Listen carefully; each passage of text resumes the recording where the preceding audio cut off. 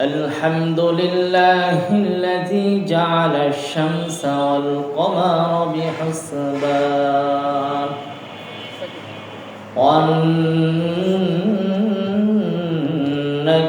والشجر يسجدان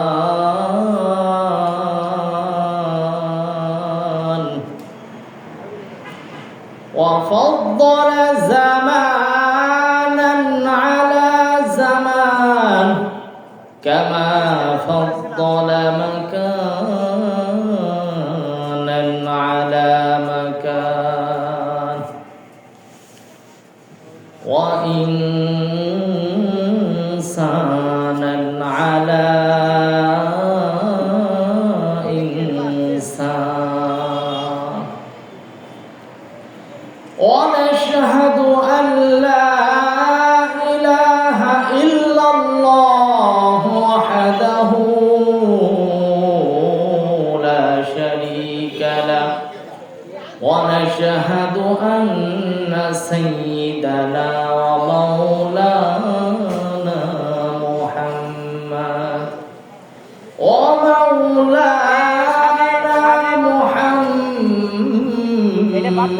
محمدا عبده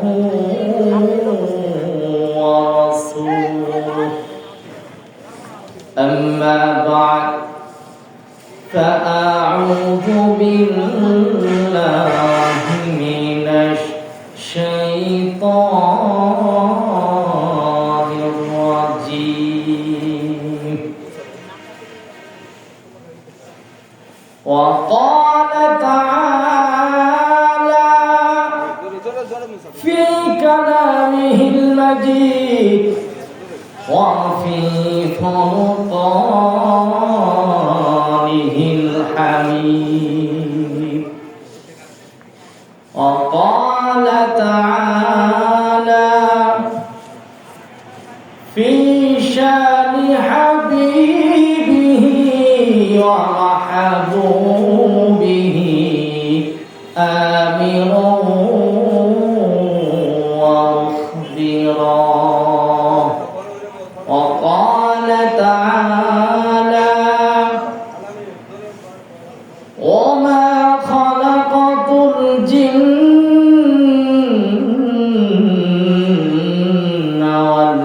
والإنس إلا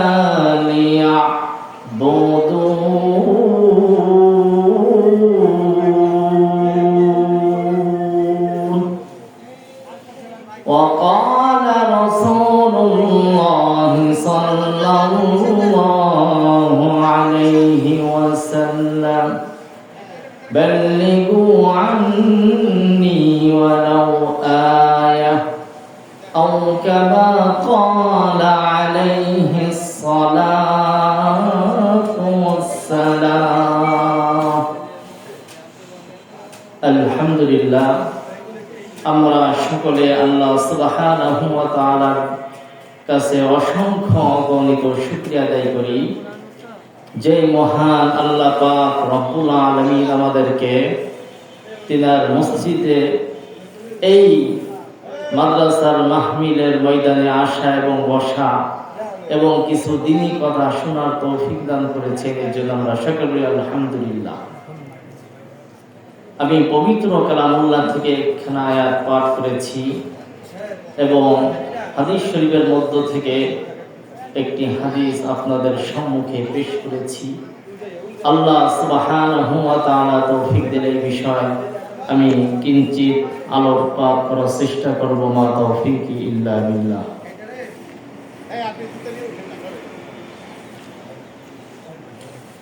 আল্লাহ পাক রব্বুল আলামিন পবিত্র কালামুল্লাহর মধ্যে বলেন ওয়ামা খালাকাতুল জিন্না ওয়াল ইনসা ইল্লা লিয়াবুদুন।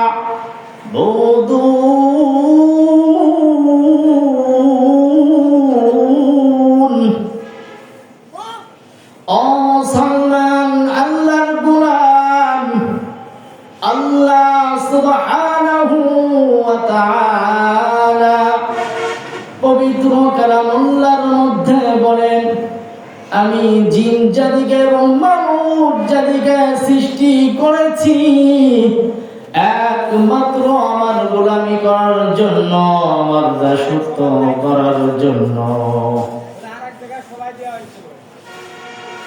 ও মুসলমান আল্লাহর গোলাম, আল্লাহ সুবহানাহু ওয়া তাআলা আমাদেরকে সৃষ্টি করেছেন তিনার ইবাদত করার জন্য, তিনার গোলামি করার জন্য, তিনার দাসত্ব করার জন্য।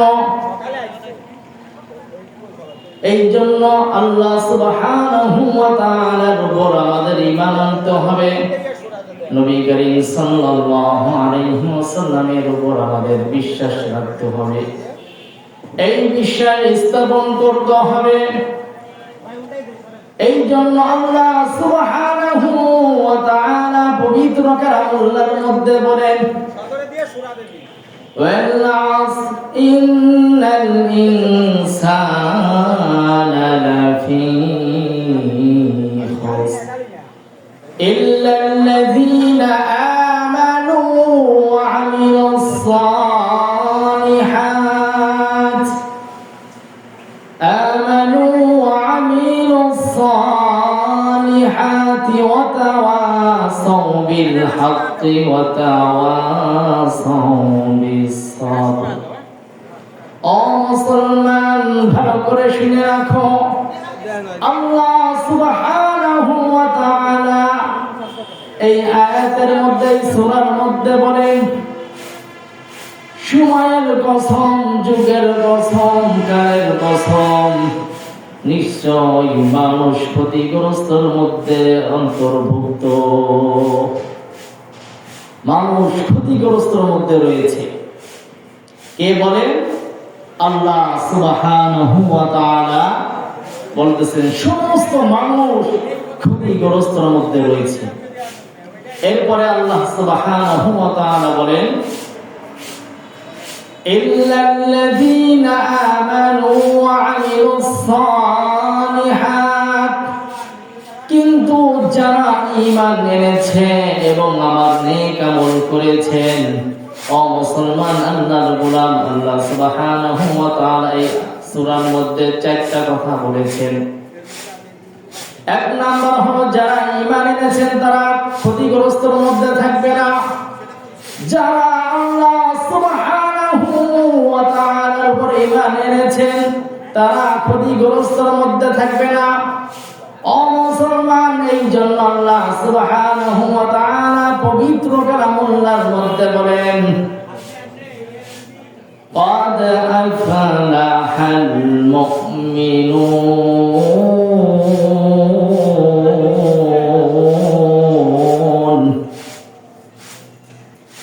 আল্লাহ সুবহানাহু ওয়া তাআলা পবিত্র কালামুল্লাহর মধ্যে বলেন, মুমিন হয়েছে যারা, সফল হয়েছে তারা, সফল হয়েছে যারা মুমিন হয়েছে তারা। ও মুসলমান, এই জন্য আমাদের সকলকে মুমিন হতে হবে, প্রকৃত মুত্তাকি পরহেজগার হতে হবে। এই জন্য আল্লাহ সুবহানাহু ওয়া তাআলা পবিত্র কালামুল্লাহর মধ্যে বলেন, ইন্নামাল মুমিনুনা আল্লাযীনা আমানু বিল্লাহি ওয়া রাসূলিহি সুম্মা লাম ইয়ারতাবু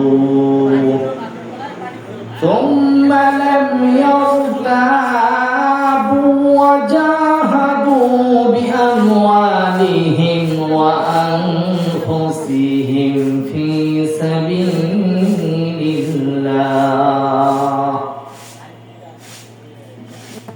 ও মুসলমান, ভালো করে শুনে রাখো, আল্লাহ সুবহানাহু ওয়া তাআলা পবিত্র কালামুল্লাহর মধ্যে বলেন, তারাই হলো প্রকৃত মুমিন, তারাই হলো প্রকৃত মুত্তাকি পরহেজগার, যারা আল্লাহ সুবহানাহু ওয়া তাআলার উপর ঈমান এনেছেন। বলেন ঠিক কি ঠিক না?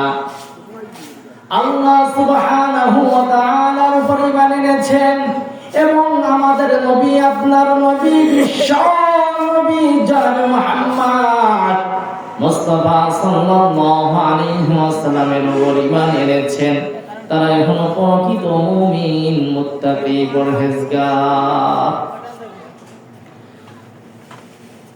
শুধু ঈমানই আনেন নাই, সুম্মা লাম ইয়ারতাবু وجاهدوا بأموالهم وأنفسهم في سبيل الله এবং ঈমান আনার পর কোনো সন্দেহ ছাড়াই তার জান এবং মাল সবকিছু আল্লাহ তাআলার রাস্তায় যারা খরচ করে তারাই হলো প্রকৃত মুমিন, মুত্তাকি, পরহেজগার। এরপরে আল্লাহ তাআলা বলেন উলাইকা হুমুস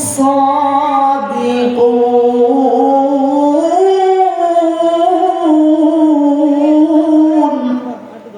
ও মুসলমান, আল্লাহর গোলাম, আল্লাহ সুবহানাহু ওয়া তাআলা পবিত্র কালামুল্লাহর মধ্যে বলেন তারাই হলো প্রকৃত মুমিন, তারাই হলো প্রকৃত মুত্তাকি, পরহেজগার। বলেন সুবহানাল্লাহ।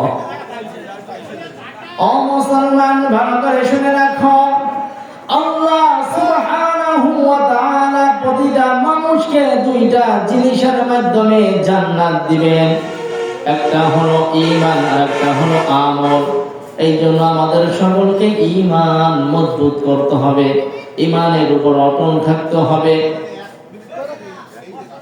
ও মুসলমান, ভালো করে শুনে রাখো, একজন আবেদ ইবাদতকারী বান্দা নামাজে দাঁড়িয়ে গিয়েছেন, সূরা ফাতিহা পাঠ করতেছেন, আলহামদুলিল্লাহি রাব্বিল আলামিন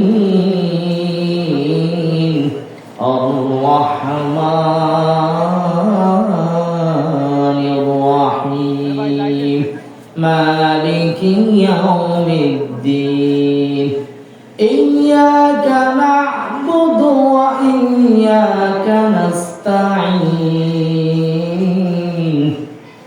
ও মুসলমান, ভালো করে শুনে রাখো, ওই আবেদ ইবাদতকারী বান্দা যখন ইয়্যাকা না'বুদু পর্যন্ত পৌঁছাইল, তার মনে জাগলো সে একজন প্রকৃত ইবাদতকারী বান্দা, প্রকৃত মুমিন, মুত্তাকি, পরহেজগার।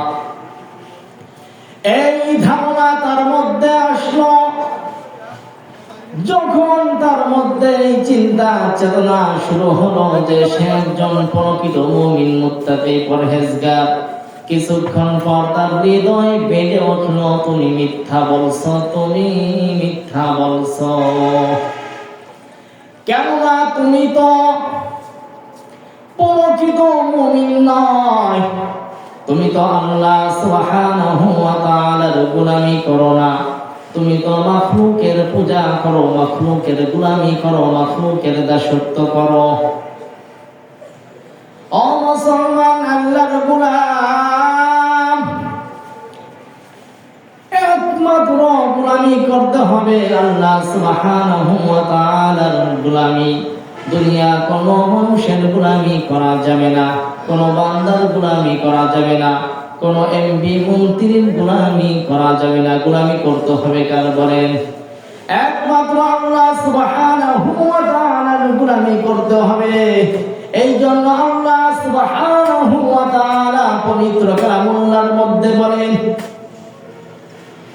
قل إن صلاتي ونسكي ومحياي ومماتي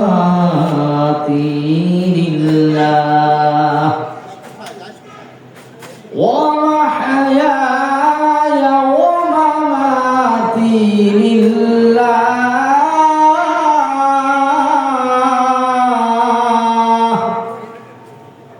ومماتي لله رب العالمين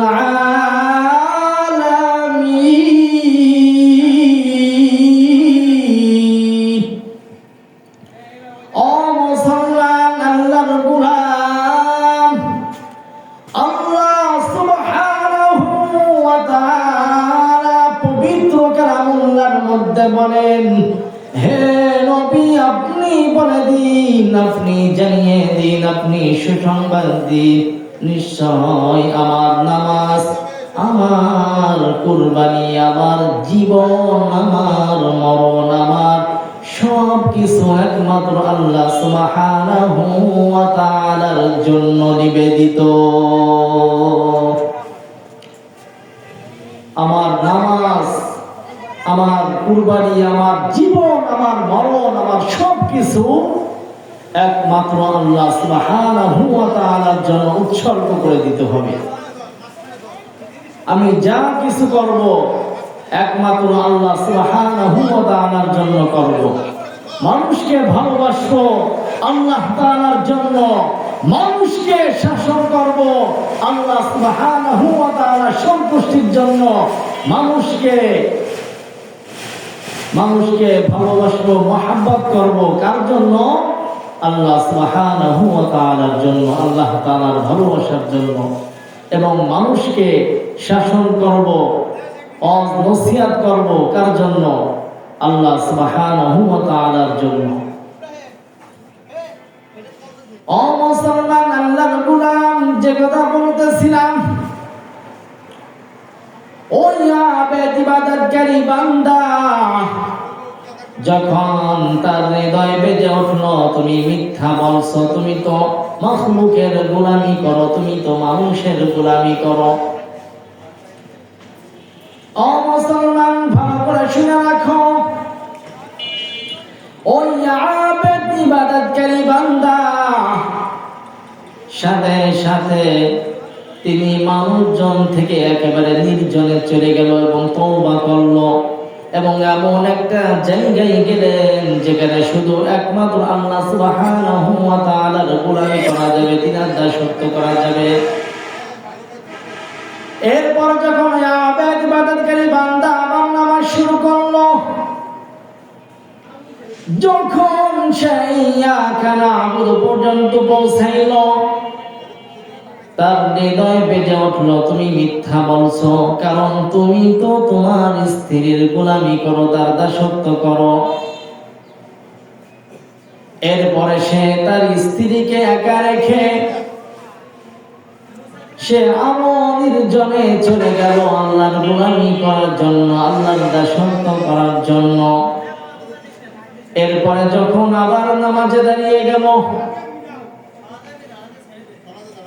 যখন ওই আবেদ ইবাদতকারী বান্দা ইয়াকা না'বুদু পর্যন্ত বাবার পৌঁছাইল, নামাজ পড়তেছিল, নামাজের মধ্যে যখন ইয়াকা না'বুদু পর্যন্ত পৌঁছাইল, তার হৃদয় আবার বেজে উঠল তুমি মিথ্যা বলছো, কারণ তুমি তো আল্লাহর গোলামি করো না, তুমি তো গোলামি করো তোমার সম্পদের গোলামি।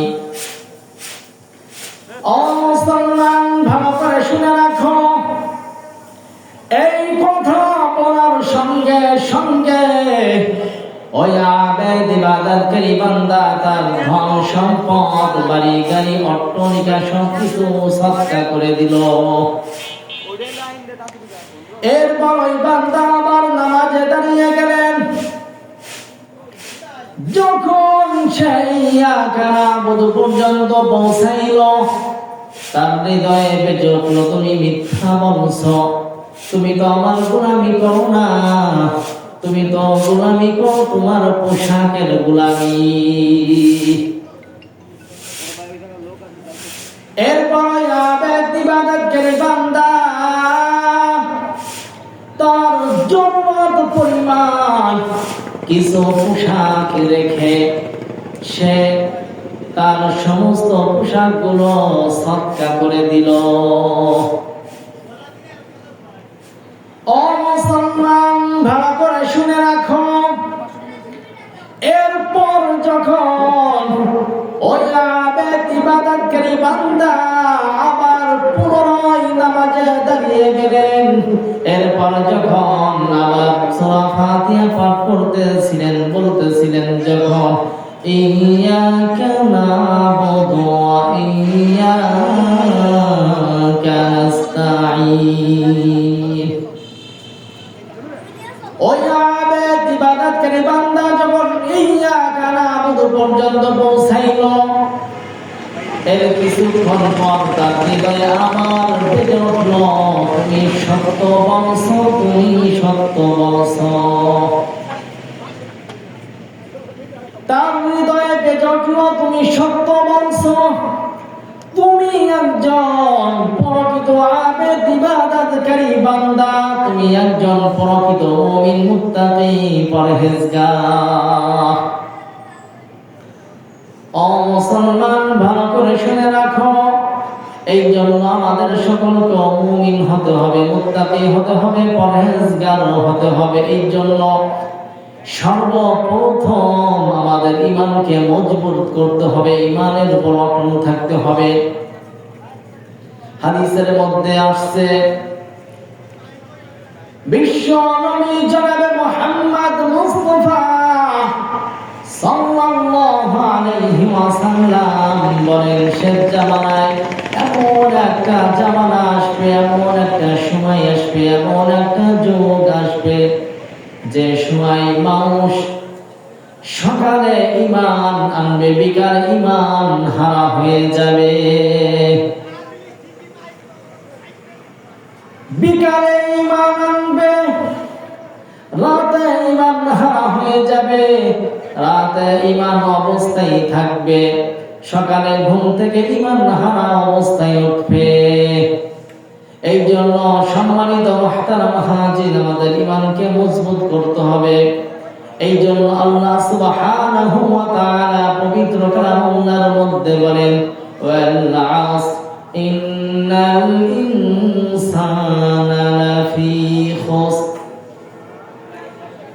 আল্লাহ সুবহানাহু ওয়া তাআলা পবিত্র কালামুল্লাহর মধ্যে বলেন, সময়ের কসম, যুগের কসম, কালের কসম, ইন্নাল ইনসানা লাফি খুসর, নিশ্চয় মানুষ ক্ষতিগ্রস্তর মধ্যে রয়েছে। এরপরে আল্লাহ সুবহানাহু ওয়া তাআলা বলেন, ইল্লাল্লাযীনা আমানু ওয়া আমিলুস সালিহাত, যারা ঈমান আনে, যারা ঈমান এনেছে এবং যারা নেক আমল করে, ভালো কাজ করে, ওয়া তাওয়াসাউ বিল হক, এবং যারা পরস্পরকে সত্যের উপদেশ দেয়, এবং যারা পরস্পরকে ধৈর্যের উপদেশ দেয়, এই চার শ্রেণীর মানুষ বাদে সমস্ত মানুষ ক্ষতিগ্রস্তর মধ্যে রয়েছে। এই জন্য সম্মানিত মুহতারাম হাজিরিন, এখানে এই আয়াতের মধ্যে আল্লাহ তাআলা চারটি কথা বলেছেন। এক নম্বর,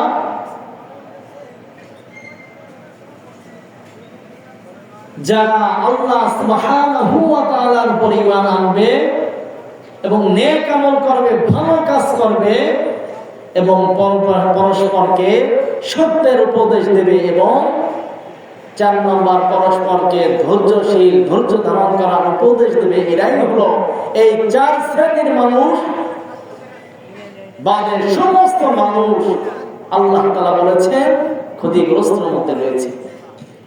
এই জন্য সম্মানিত মুহতারাম হাজিরিন, অবশ্যই অবশ্যই আমাদেরকে আল্লাহ সুবহানাহু ওয়া তাআলার প্রতি ঈমান আনতে হবে। আর যারা প্রকৃত মুমিন হবে, মুত্তাকি হবে, আল্লাহ তাআলা অবশ্যই অবশ্যই তাদেরকে জান্নাত দিয়ে দিবেন। বলেন সুবহানাল্লাহ। আরো জোরে বলি সুবহানাল্লাহ। দেখেন সাহাবায়ে কিরামদের ঈমান কেমন ছিল, আজ আমাদের ঈমান কেমন। আমরা তো নামাজই পড়ি না সঠিক সময়, 5 ওয়াক্ত নামাজ জামাতের সঙ্গে আমরা আদায় করতে পারি না, অথচ যেই নামাজের জন্য আমার নবী, আপনার নবী, বিশ্ব নবী জনাবে মুহাম্মদ মুস্তাফা সাল্লাল্লাহু আলাইহি ওয়াসাল্লাম কত কষ্টই না করেছেন, আর সেই উম্মতের, সেই বিশ্ব নবী জনাবে মুহাম্মদ মুস্তাফা সাল্লাল্লাহু আলাইহি ওয়াসাল্লামের উম্মত হিসেবে আমরা আজ নামাজ পড়ি না, রোজা রাখি না, ইবাদত বন্দেগী করি না, আল্লাহ তাআলার গোলামি করি না, তাহলে আমাদের বুঝতে হবে যে আমাদের মতো আর কপাল পোড়ার কেউ নেই। ও মুসলমান, ভালো করে শুনে রাখো,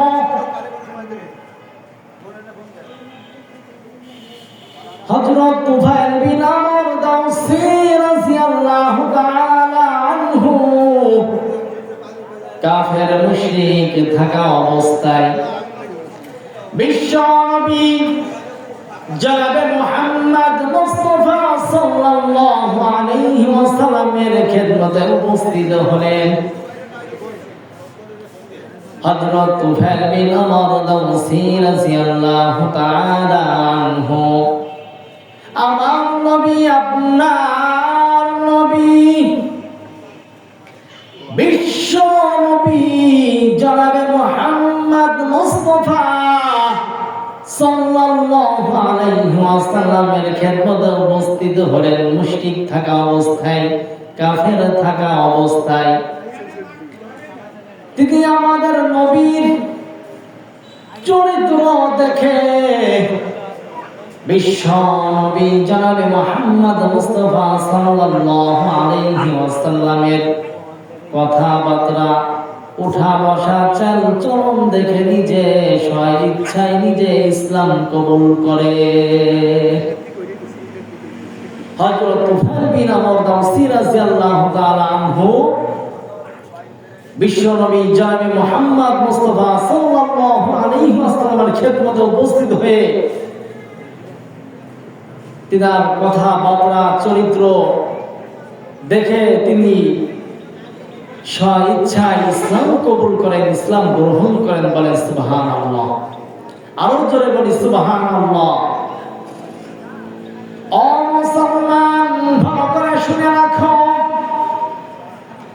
হযরত তুফাইল বিন আমর দাওসী রাদিয়াল্লাহু তাআলা আনহু যখন ইসলাম কবুল করলেন, যখন ইসলাম ধর্ম গ্রহণ করলেন, হযরত তুফাইল বিন আমর দাওসী রাদিয়াল্লাহু তাআলা আনহু ছিলেন স্বীয় গোত্রের সর্দার। তো তিনি যখন ইসলাম গ্রহণ করার পর আমার নবী, আপনার নবী, বিশ্ব নবী জনাবে মুহাম্মদ মুস্তাফা সাল্লাল্লাহু আলাইহি ওয়াসাল্লামের খেদমতে উপস্থিত হয়ে বললেন,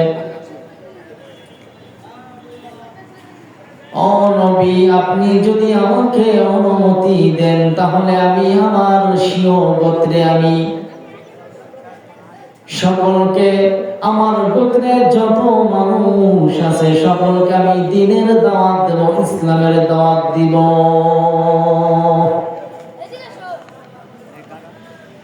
বিশ্ব নবী জনাবে মুহাম্মদ মুস্তাফা সাল্লাল্লাহু আলাইহি ওয়াসাল্লাম হযরত তুফাইল বিন আমর দাওসী রাদিয়াল্লাহু তাআলা আনহুকে দাওয়াত দিলেন। দাওয়াত দেওয়ার কথা বললেন, এই অনুমতি দিলেন। অনুমতি দেওয়ার সঙ্গে সঙ্গে হযরত তুফাইল বিন আমর দাওসী রাদিয়াল্লাহু তাআলা আনহু বিশ্ব নবী জনাবে মুহাম্মদ মুস্তাফা সাল্লাল্লাহু আলাইহি ওয়াসাল্লামকে বললেন, হুজুর, আপনি আমার জন্য দোয়া করুন যেন আল্লাহ সুবহানাহু ওয়া তাআলা আমাকে এমন একটা নিদর্শন দিয়ে দেন যার মাধ্যমে আমি আমার স্বীয় গোত্রের মানুষদেরকে দ্বীনের কথা বুঝাইতে পারি, ইসলামের দাওয়াত দিতে পারি, মানুষকে যেন ইসলামের পথে আনতে পারি, ইসলামের ছায়াতলে মানুষদেরকে আনতে পারি। সেই দোয়া আমার জন্য আপনি করেন। ও মুসলমান, আল্লাহর গোলাম, ভালো করে শুনে রাখো, আমার নবী, আপনার নবী, বিশ্ব নবী জনাবে মুহাম্মদ মুস্তাফা সাল্লাল্লাহু আলাইহি ওয়াসাল্লাম আল্লাহ সুবহানাহু ওয়া তাআলার নিকট দোয়া করলেন। আল্লাহ সুবহানাহু ওয়া তাআলার কাছে দোয়া করার বদলাতে হযরত তুফাইল বিন আমর দাওসী রাদিয়াল্লাহু তাআলা আনহু এমন একটা নিদর্শন আল্লাহ তাআলা দিয়ে দিলেন, এমন একটা নিদর্শন আল্লাহ তাআলা তার কপালে লটকিয়ে দিলেন, যা অন্ধকারে প্রদীপের মতো উজ্জ্বল করতে থাকতো, ঝকঝক করতে থাকতো। এমন একটা নিদর্শন তার কপালে আল্লাহ তাআলা দিয়ে দিলেন। এরপর হযরত তুফাইল বিন আমর দাওসী রাদিয়াল্লাহু তাআলা আনহু যখন তার শিও গোত্রে রওনা দিলেন দ্বীনের দাওয়াত দেওয়ার জন্য, ইসলামের দাওয়াত দেওয়ার জন্য, যখন হযরত তুফাইল বিন আমর দাওসী রাদিয়াল্লাহু তাআলা আনহু তার শিও গোত্রের নিকটে যখন চলে গেলেন, ও মুসলমান ভালো করে শুনে রাখো, হযরত তুফাইল বিন আমর দাওসী রাদিয়াল্লাহু তাআলা আনহু যখন তিনি তিনার স্বীয় গোত্রের নিকট চলে গেলেন, তখন তার মনে, তার হৃদয়ে, তার কলবে এই চিন্তা আসলো, যদি আমি আমার স্বীয় গোত্রে গিয়ে যদি এই অবস্থায় যদি আমি তাদেরকে দ্বীনের দাওয়াত দেই, ইসলামের দাওয়াত দেই, তাহলে তারা তো মনে করবে আমি ইসলাম গ্রহণ করার কারণে, ইসলাম ধর্ম গ্রহণ করার কারণে, আল্লাহ তাআলার উপর ঈমান আনার কারণে হয়তো এই রোগ বালা মুসিবত আমার উপর চেপে বসেছে। ও মুসলমান ভালো করে শুনে রাখো, এই জন্য হযরত তুফাইল বিন আমর দাওসী রাদিয়াল্লাহু তাআলা আনহু আল্লাহ সুবহানাহু ওয়া তাআলার নিকট দোয়া করলেন, যেন আল্লাহ সুবহানাহু ওয়া তাআলা তার ওই কপালের যে নিদর্শনটা, এই নিদর্শনটা যেন তার লাঠি বা চাবুকের মধ্যে দিয়ে দেয়।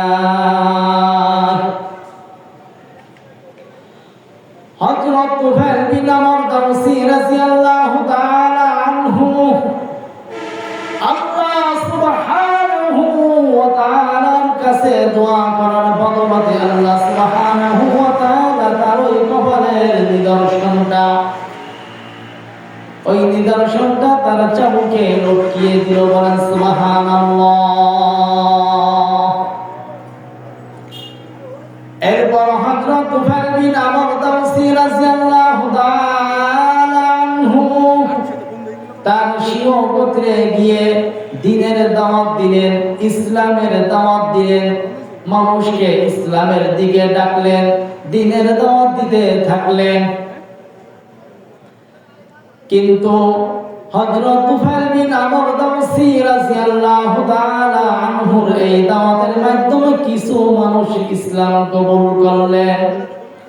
ও মুসলমান ভালো করে শুনে রাখো, হযরত তুফাইল বিন আমর দাওসী রাদিয়াল্লাহু তাআলা আনহু তার যে একটা চিন্তা ছিল, আশা ছিল, আকাঙ্ক্ষা ছিল যে আমার গোত্রের সমস্ত মানুষ ইসলাম কবুল করবে, ইসলাম গ্রহণ করবে, কিন্তু তার মনের আশা আকাঙ্ক্ষা পূরণ হলো না। তার দাওয়াতের মাধ্যমে কিছু সংখ্যক লোক, অল্প কয়েকজন লোক ইসলাম কবুল করলো, ইসলাম গ্রহণ করলো। বলেন সুবহানাল্লাহ। ও মুসলমান ভালো করে শুনে রাখো, এরপর হযরত তুফাইল বিন আমর দাওসী রাদিয়াল্লাহু তাআলা আনহু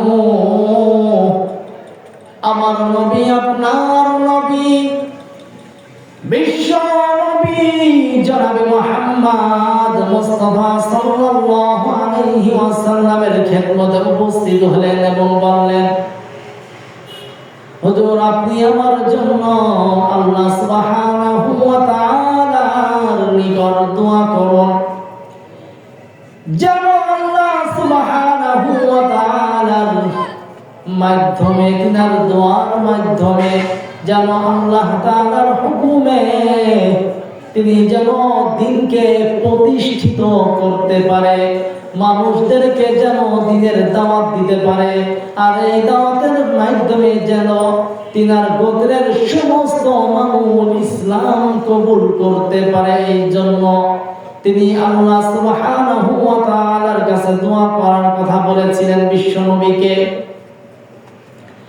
ও মুসলমান, ভালো করে শুনে রাখো, বিশ্ব নবী জনাবে মুহাম্মদ মুস্তাফা সাল্লাল্লাহু আলাইহি ওয়াসাল্লাম আল্লাহ সুবহানাহু ওয়া তাআলার নিকট দোয়া করলেন।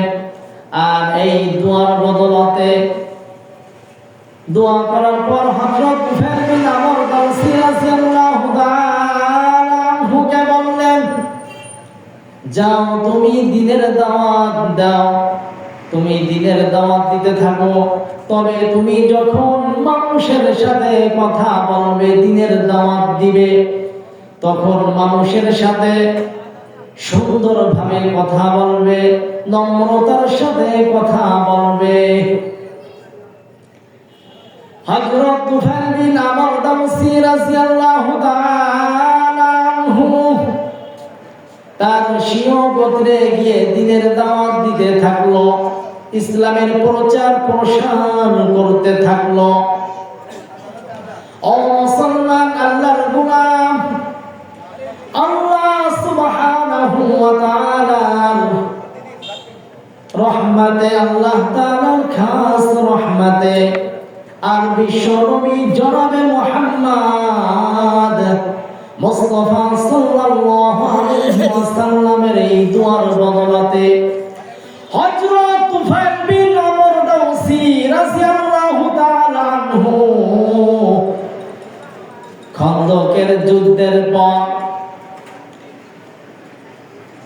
একটা না, দুইটা না, তিনটা না, চারটা না, পাঁচটা না, 70টি বা 80টি পরিবারকে ইসলাম কবুল করানোর পর, ইসলাম ধর্ম গ্রহণ করানোর পর এই হযরত তুফাইল বিন আমর দাওসী রাদিয়াল্লাহু তাআলা আনহু 70টি 80টা পরিবারকে খন্দকের যুদ্ধের পর খাইবারের যুদ্ধে অংশগ্রহণ করেন। বলেন সুবহানাল্লাহ, আরো জোরে বলেন সুবহানাল্লাহ।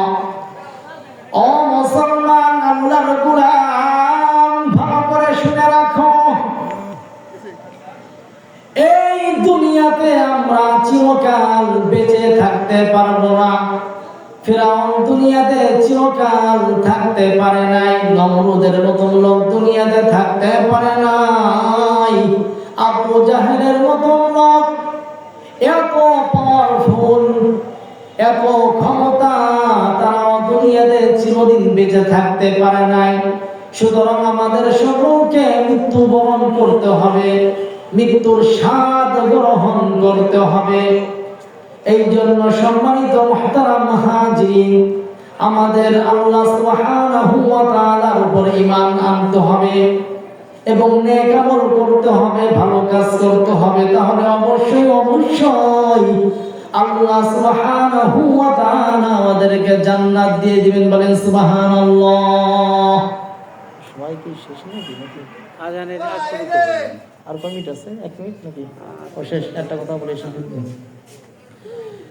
সম্মানিত মুহতারাম হাজিরিন, যে কথা বলতেছিলাম, আল্লাহ সুবহানাহু ওয়া তাআলা মানুষকে দুইটা জিনিসের মাধ্যমে জান্নাত দিবেন, একটা হলো ঈমান আর একটা হলো আমল। এই জন্য আমাদের ঈমানকে মজবুত করতে হবে। যদি আমরা ঈমানের উপর অটল থাকতে পারি, তাহলে যদি আমরা ভালো কাজ করতে পারি, অবশ্যই আল্লাহ সুবহানাহু ওয়া তাআলা আমাদেরকে জান্নাত দিয়ে দিবেন। এই জন্য আল্লাহ সুবহানাহু ওয়া তাআলা পবিত্র কালামুল্লাহর মধ্যে বলেন, وبشر الذين آمنوا وعملوا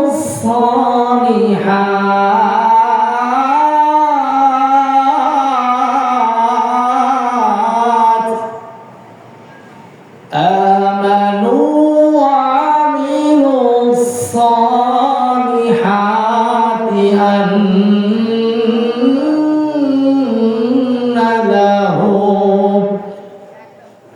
أن لهم جنات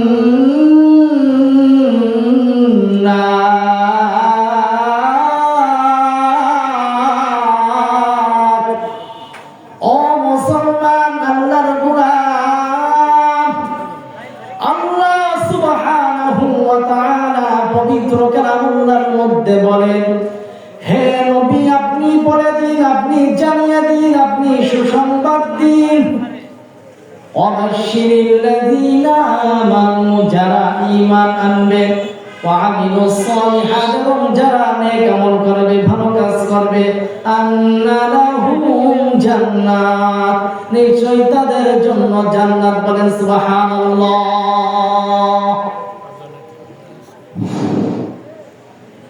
আলহামদুলিল্লাহ অত্যন্ত